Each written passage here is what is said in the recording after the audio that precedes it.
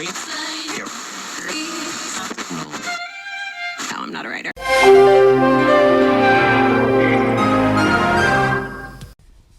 Vedi, oggi volevo renderti partecipe un attimo di questa riflessione, di questa piccola filosofia spizza che è passata per la bocca alla penna di tantissimi pensatori. È il fatto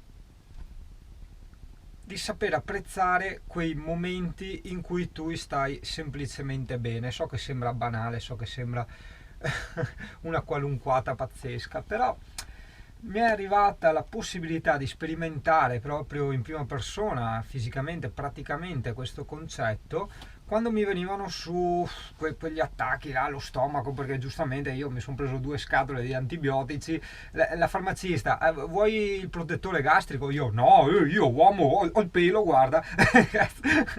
Vabbè.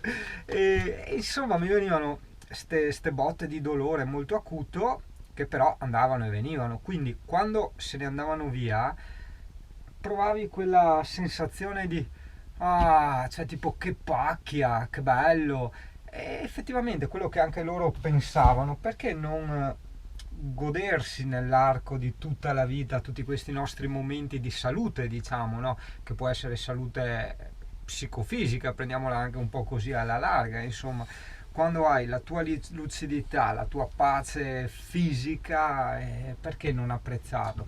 Forse perché siamo un po' di memoria corta. In fondo il dolore passa, dopo un giorno o 2 te ne sei già dimenticato e quindi il nostro star bene diventa la normalità, diventa dovuto, ecco, hai capito? Però credo che dovremmo un attimo, tra virgolette, sforzarci, cioè nel senso provare ogni tanto a fare questi piccoli esperimenti, no? Di ricordarsi magari quando avevo quelle fitte allo stomaco che mi piegavo per terra, invece adesso sto bene, quindi che bello, cioè qua c'è un tempo di merda, piove, grandina, ma sto bene, che bello, cioè guarda che sembrano cacchiate, ma una volta c'erano scuole di pensiero, c'erano scuole di vita, maestri, c'era l'abitudine a pensare, che in fondo è l'antico significato del termine filosofia. Oggi purtroppo con la vita frenetica che facciamo sembra un po' una pratica da strafattoni, no? La filosofia, il cazzeggiare con le parole, il parlare a vanvera, e invece no, è semplicemente il riflettere sulla vita e su noi stessi e su tutto ciò che ci circonda, al fine, questa è una prerogativa dell'essere umano, di poter trarre a proprio vantaggio tutti questi trucchetti che impariamo, perché alla fine ci spacchiamo il culo, andiamo a lavorare, facciamo di tutto per cosa? Per star bene, per essere contenti, ma se uno riesce a trovare dei modi per essere contento anche senza, non so, la gita in barca o il televisore ultimo modello o tante altre robe che ne so io, perché no? Cioè, capisci? Temevo di dover saltare il lavoro e andarmi a far vedere da chissà chi, perché qua dove vado? Cioè, chi conosco? O il nostro medico che viene a fare le visite in autoscuola, ogni tanto gli chiedo consigli, ma o se no, è pronto soccorso, cioè, capisci? Poi stasera viene anche a trovarmi la mia badante personale, quindi insomma, cazzo, fortuna va che... Allora, cos'è che mi hanno dato? Mi hanno dato un protettore gastrico, senti che parola, e i fermenti, che sono tipo le capsuline piccoline, cioè sono un po' più creccole io di un discotecaro, cavolo. Comunque sai che a me piace analizzare me stesso, analizzare la mia vita, le cose che mi circondano un po' incondizionatamente, cioè di testa mia, perché credo che spesso quando provi a utilizzare la tua intelligenza riesci a raggiungere risultati che in altro modo non ti arriverebbero. Tieni conto che anche qua tutto è relativo, ognuno è fatto a modo suo, quindi per cui tutta questa filippica per arrivare al punto che ho scoperto, o comunque credo che sto scoprendo, che tutti quei miei piccoli malesseri che mi venivano su ragazzo sono dovuti al fumo, alle sigarette, sì. Io quando fumo meno, perché fumo la sigaretta elettronica, queste cose spariscono. Mi spariscono un po' anche, no un po', mi spariscono proprio i formicoli alle gambe o al coso, alle male, ai polsi, che è quello che era successo quando ero su in montagna, no? Ti ricordi che è venuta l'ambulanza? e per carità non sono problemi di cuore, però comunque ti può un attimo infastidire o tappare la circolazione in certi punti che dopo uno dice oh cazzo, si preoccupa, no? Sano, sono solo un po' malato di testa e fumo troppo, ecco, tutto qua.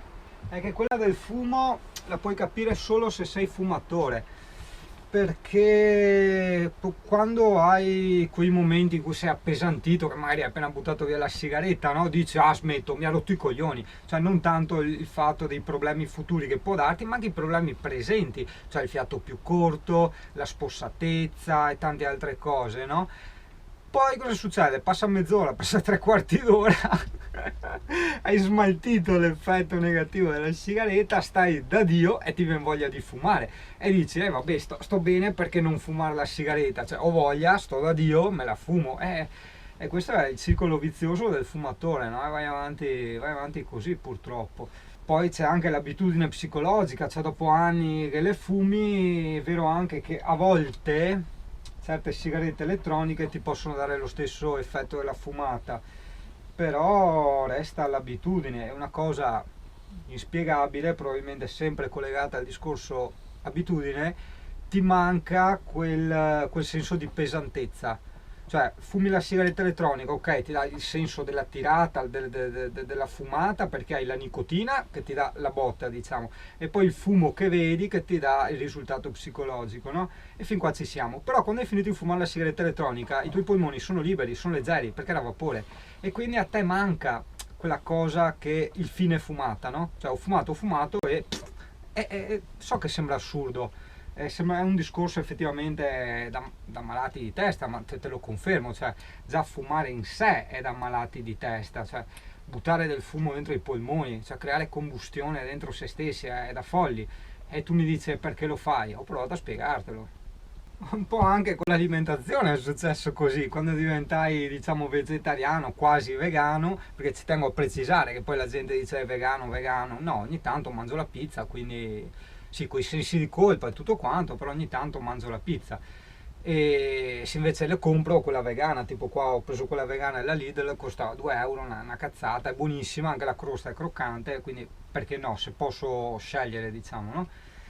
E quando cambiai l'alimentazione effettivamente mi sentii, per quanto riguarda ovviamente, lasciamo perdere adesso l'effetto polmoni fumata, per quanto riguarda l'aspetto un po' più generale, anche lì la pesantezza, lo stomaco, no? Sai, quando senti lo stomaco pesante, però mi mancava quel senso di pesantezza dopo mangiato, e allora io ogni tanto ho veramente bisogno, sicuramente psicologico, di mangiarmi tipo un piattone di patate fritte, cioè un qualcosa proprio che sbanti, stia nello stomaco, è una roba, lo so, è assurdo, però è così, vedi, è l'abitudine. L'essere umano gira attorno a molte abitudini, che siano pro o che siano contro, però dobbiamo fare i conti con queste nostre abitudini e analizzarle. Non parlo solo del fumo o dell'alimentazione, parlo di infinite altre cose, ma veramente infinite. Boh, mi devo andare a lavorare, ciao.